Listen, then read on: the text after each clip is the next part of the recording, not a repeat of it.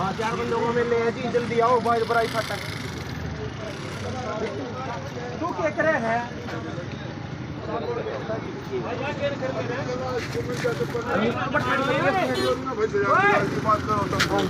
हमको जाने साइड कर ले। बेटे हैं वो पहुंचे फिलहाल इनसे बात कराऊंगा भाई क्यों है और क्यों कर जो सारी जानकारी वो आपने बेरा लगी कि तो है 1:30 बजे पापा घर से अपने रेगुलर जो उनके प्रोग्राम होते हैं उसके लिए निकले थे।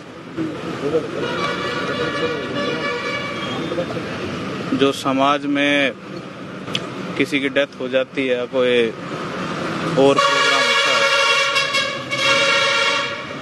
वो अटेंड करने के लिए गए थे। 5:30 बजे हमारे पास सूचना आई, 5:15 के चौधरी साहब के ऊपर गोली चली है और हम तीनों भाई यहाँ पहुंचे हैं हॉस्पिटल में। यहाँ पे जब वो पहुंचे तो गोली गाड़ी के ऊपर भी काफी चलाई गई थी और उनको भी काफी गोलियां लगी। डॉक्टरों ने कोशिश की लेकिन उनके सांसें नहीं चली और एक उनके साथ और थे जय किशन दलाल जी, उनकी भी मृत्यु हो गई। उनके दोस्त थे सर या कोई सुरक्षा कर्मी है? उनके कौन था? उनके साथ सुरक्षा कर्मी है? उनके साथी थे, पुराने राजनीति के ही वर्कर थे जय किशन दलाल। गाड़ी में कौन कौन था उस टाइम पर मौजूद? गाड़ी में 4 लोग थे। आगे वाली सीट पे चौधरी नफे सिंह राठी बैठे थे, पीछे वाली सीट पे गनमैन था और जय किशन दलाल थे और संजय जो कि हमारा बुआ का लड़का वो गाड़ी चला रहा था। अभय सिंह चौटाला ने सीबीआई जांच की मांग रखी है, तो आप क्या कहेंगे इस पर? हम भी चाहेंगे कि इसकी जांच उच्च अधिकारी करें, क्योंकि काफी समय से हम पुलिस प्रशासन से बार बार मांग कर रहे थे कि हमें जान का खतरा है, हमारे परिवार को जान का खतरा है। सीबीआई करे चाहे वो एसटीएफ करे, हमें उससे दिक्कत नहीं, लेकिन जिनको ये पता था कि हाँ नफे सिंह को जान का खतरा है, उसके परिवार को जान का खतरा है, उन्होंने क्यों आंख मीच के रखी? उन्होंने क्यों हमारे पिताजी को इतना वल्नरेबल छोड़ दिया कि कोई भी उन पे हमला कर? उन्होंने क्यों हमारी सुरक्षा का ध्यान नहीं करा? आप मांग रखेंगे कि शक क्या है? शक क्या है? किसने हमला किया है? किस मैं आपको जितने हमने और मेरे पिताजी ने और हमारे संपूर्ण परिवार ने लेटर लिख कर सबूतों के साथ भेजी, वो सारों की कॉपी भी मुहैया करवा दूंगा, लेकिन ये समय नहीं। हमने बहुत कोशिश करी कि अपने परिवार की सुरक्षा के लिए हम सरकार के पास जाएं, लेकिन सरकार ने हमारी सुरक्षा नहीं की, हमें मरने के लिए छोड़ दिया। उसी का नतीजा आज कि मैं अपने पिताजी को खो चुका हूँ। शक किसके ऊपर है? शक किस पर जा हुआ है? कोई रंजिश थी पुरानी या कुछ और ऐसा अंदेशा लगाया हो अभी तक? हमने किसी के आज तक डड़ा भी नहीं मारा है। कैसे हुआ फिर? इसमें सरकार के आदमियों का हाथ है। सर, एक सुसाइड केस में जो है लुकआउट नोटिस आया हुआ था नफे सिंह राठी जी को, उनका नाम उसमें शामिल था। क्या लगता है कि उस मामले से भी जुड़ा हो सकता है कुछ? परिवार के कुछ सदस्य जिन आप भी बताओ जाओ। देखिए, लुकआउट नोटिस जो जारी था उसमें एंटीसिपेटरी बेल हो गई थी, क्योंकि वो तथ्यहीन मामला था, झूठा मामला था। और लुकआउट नोटिस कैंसिल करवा के अभी देश का नेतृत्व मेरे पिताजी ने मिट्टी की कुश्ती में जो टर्की में हुआ था सम्मेलन, उसमें अपने देश का नेतृत्व भी किया था। कोई आम हस्ती नहीं थे, देश के लिए मरने मिटने वाले लोगों में से थे। नेवी में रहे हैं, पहलवान रहे हैं, केसरी रहे हैं, बहुत नामी पहलवान रहे हैं, 2 बार इस शहर के चेयरमैन रहे हैं, पूर्व विधायक संघ के अध्यक्ष थे, इनेलो के प्रदेश अध्यक्ष थे, इंडियन साइड रेसलिंग एसोसिएशन के राष्ट्रीय अध्यक्ष थे। वो इकलौते ऐसे आदमी थे जिन्होंने संघर्ष करके अपने देश के लिए, देश की मिट्टी के लिए वर्ल्ड रेसलिंग में भी जाके नाम उच्चारण किया था। सभी राजनेताओं ने, बड़े राजनेताओं ने काफी दुख व्यक्त किया है, चाहे वो कांग्रेस से हो चाहे बीजेपी से हो। उनके दुख व्यक्त करने से मेरे पिताजी वापस नहीं आएंगे।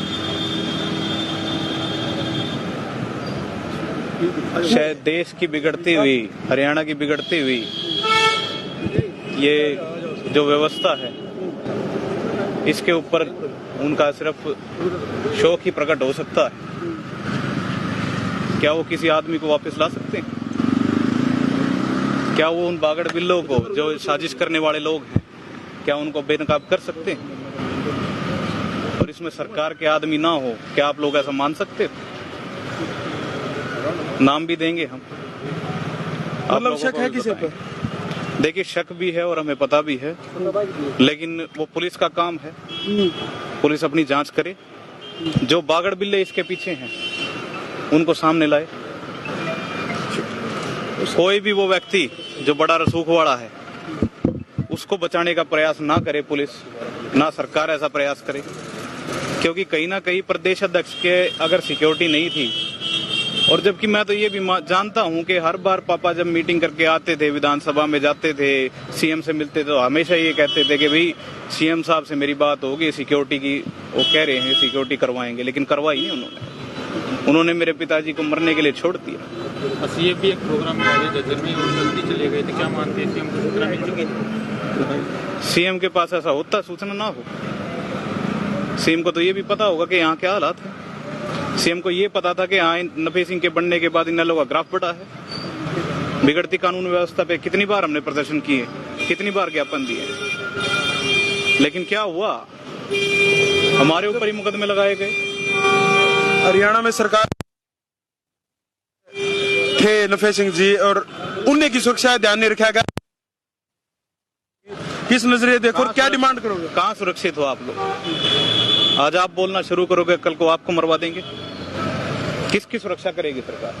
किसी की सुरक्षा नहीं कर सकती। मांग क्या आप आज मैं आपको कहना चाहूंगा, राजनीतिक तौर पे आप लोग अनाथ हो, कोई आपकी सुरक्षा की जिम्मेवारी नहीं लेगा। और ये सीएम के खुद के बयान है कि मैं किसी आम आदमी को सुरक्षा मुहैया नहीं करा सकता। आप आम की छोड़ो, आप तो खास को भी नहीं करा सकते। मेरे पिताजी को आपने मरने के लिए छोड़ दिया। जितेंद्र जी, आज कहाँ से आ रहे थे आपके पिताजी, और क्या लग रहा है कौन है ये लोग? क्योंकि जो पुलिस के हवाले से पता लगा है, कहीं ना कहीं लॉरेंस बिश्नोई गैंग का नाम सामने आ रहा है। क्या देखिए, लॉरेंस बिश्नोई गैंग से ना तो हमें कभी मंथली की धमकी मिली, ना कोई और धमकी मिली। मैं नहीं जानता कि किसने लॉरेंस का नाम लिया, मैं नहीं जानता। मर्डर जो हुआ है सीधा क्या मुझे ये नहीं कंफर्म, मैं नहीं कह सकता अभी। ये जांच का विषय है, सरकार के आदमी इसमें जांच करे, पुलिस जांच करे, सीबीआई जांच करे। पहले भी आज कहाँ से आ रहे थे? आज कहाँ से आ रहे थे पिताजी जब ये ऊपर हमला हुआ? मेरे पिताजी आसोदा से किसी की डेथ पे शोक प्रकट करके, और अपने जो उनके रूटीन के काम है उन्हीं में थे। सामाजिक काम जो होते हैं एक राजनेता के, उन्हीं में।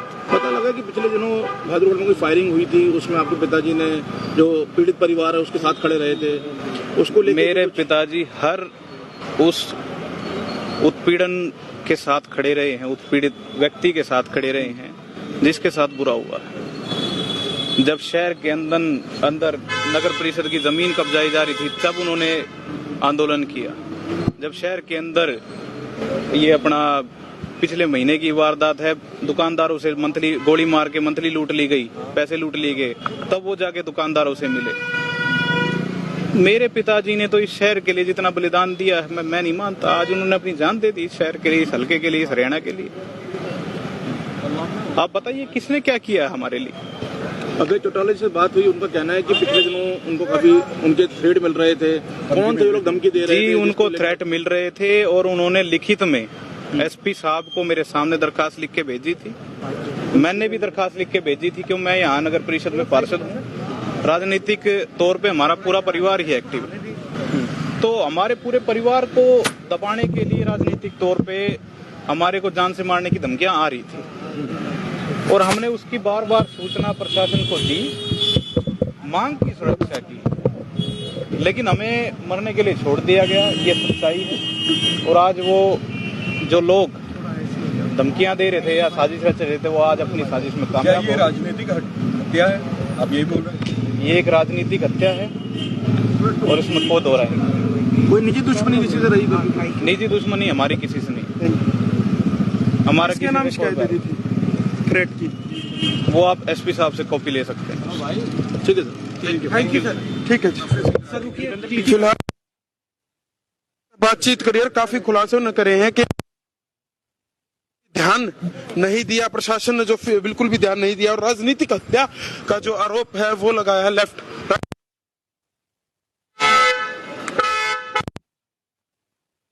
वो लगाया गया है। जब भी राजनीतिक हत्या का आरोप लगा, और फिलहाल मैं एक बार डायरेक्ट और लाइव सीधी तस्वीर दिखा दूं कि प्रशासन की सारी गाड़ियां, एसडीएम मौके के ऊपर बहादुरगढ़ के वो